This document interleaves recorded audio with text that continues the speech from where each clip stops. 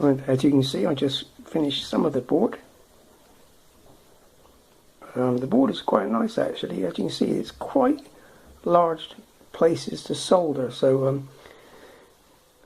that's a good thing. When I first ordered the kit, I did contact the developer of it and asked him if he could put it together, because I thought first of all it was surface mounted, which they're not, and secondly, because of my poor eyesight, I did think I wasn't going to be able to solder it. But if you turn over, none of them are actually surface mounted components at all, which is wonderful actually. The unit, if I can get it here in camera shot, is slightly bigger than I thought it was going to be. There's my hand, so there you go, and that's what I was actually worried about. I thought it being micro, it was going to be absolutely tiny with surface mounted components, but it is all just standard resistors, capacitors, and you get the transistors as well.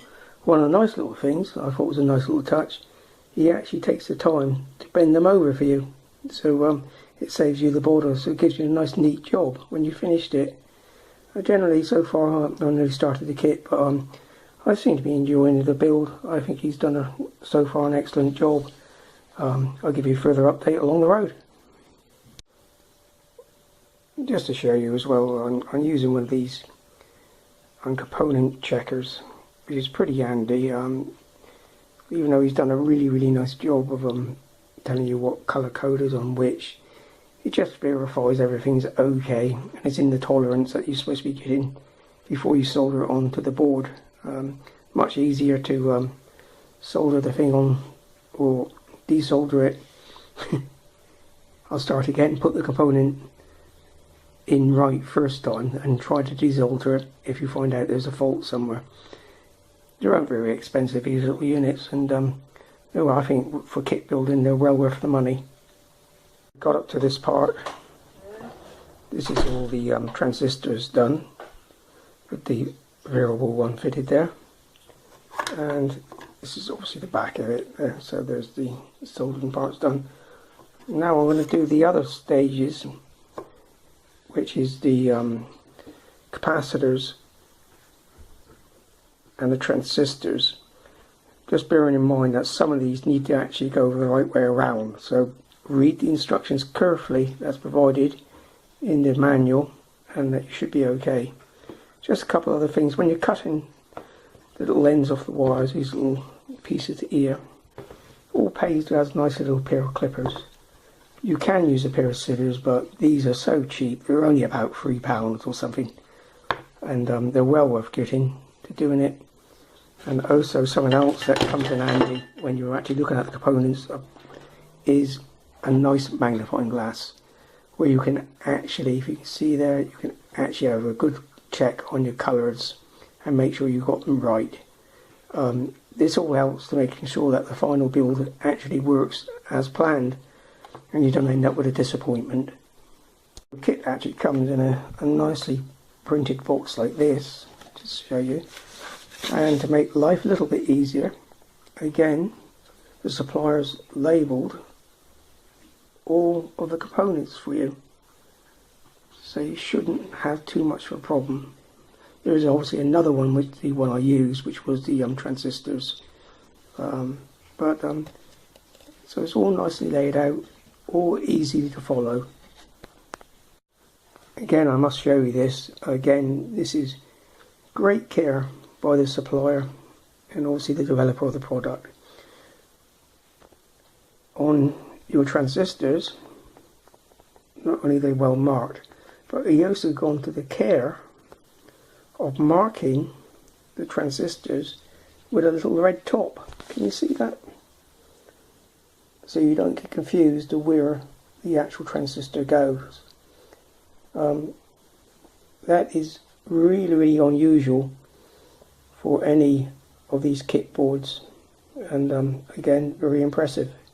One little thing I have noticed when doing the transistors is that if you look at the board carefully, where the holes are punched through, they are actually covering up where the actual component actually goes. So that might be slightly confusing, but if you refer to the user manual again, and if I can just turn over the page, you can see on this lovely coloured drawing that they're all on here for you to see. So just follow the diagram in the manual and you should be fine. Put the transistors in. I take the time to actually just bend the legs out a little bit with a fine nose pinchers. This is how they normally are, and this is why I put them out. This is so they can actually fit into the board much more easily, which don't have them stick up too much. And these are the diodes as marked on the paper, and if you can see, it says glass body one's long legs and glass body short legs.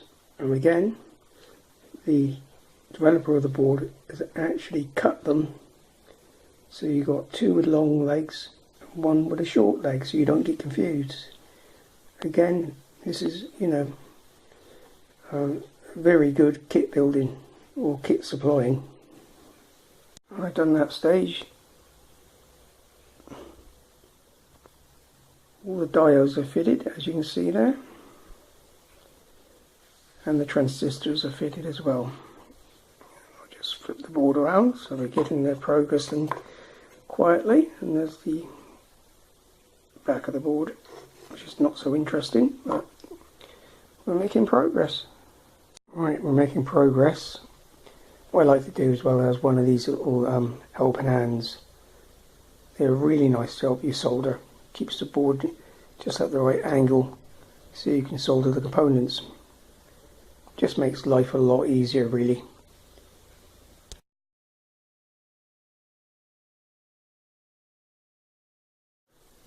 That's all the capacitors done.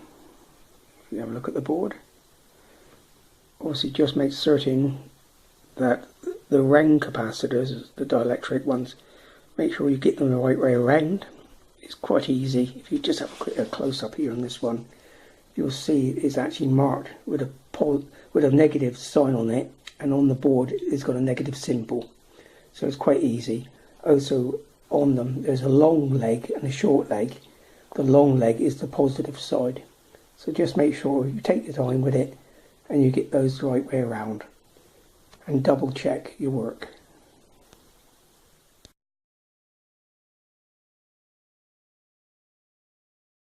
This is the board pretty much finished.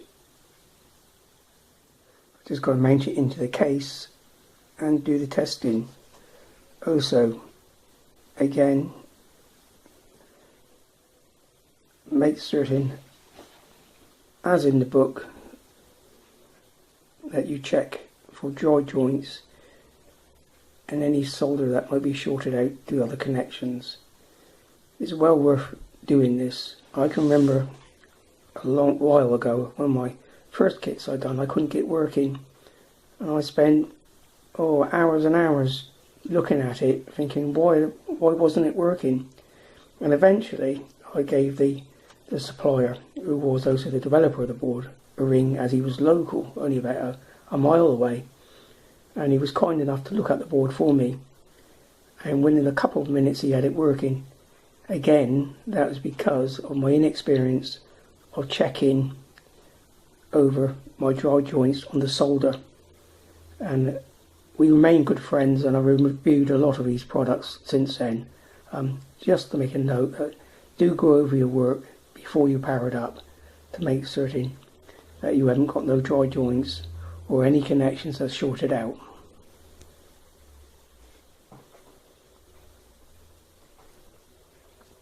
When you're building this, and any other radio for that matter, remember you are doing it so you can have a unique radio, because you can certainly buy them a lot cheaper, but you're doing it for the pleasure of it. So take your time, get to a point and take a break and put it to one side. Don't try to rush through it and tire yourself out and then make mistakes. Remember, you're doing it for the pleasure of making a unique radio that you can't buy off the shelf. So take your time with the project, don't rush it, and hopefully you'll have a working radio at the end.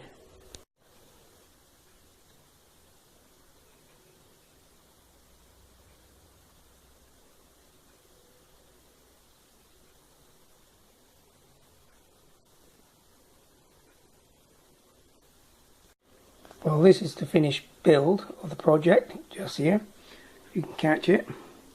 On the front of this, I stuck a little thin sheet of this stuff over here. It's only to prevent the scratches on it. I actually go to the beach quite a lot with my son, and so I plan to use this radio there, so I thought it'd give it some little bit of protection. This is normally stuff that you can stick on book covers and stuff like that, so you can easily peel this stuff off, unlike the other PVC plastic stuff that you can get for worktops. This stuff is designed to go on books, and you can actually peel it off without ruining the cover. So I got it on here. As you can see, it's not absolutely perfect. You can get these white little bits and pieces on it, which does tend to spoil it a little bit, but I put up with that because it will save scratching or marking this printout here.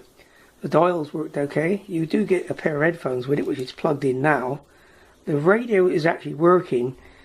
I did try to find a speaker that would plug into this here, but unfortunately the port is this little piece here is quite narrow, and I haven't got a cable that will actually go into it. The radio is on.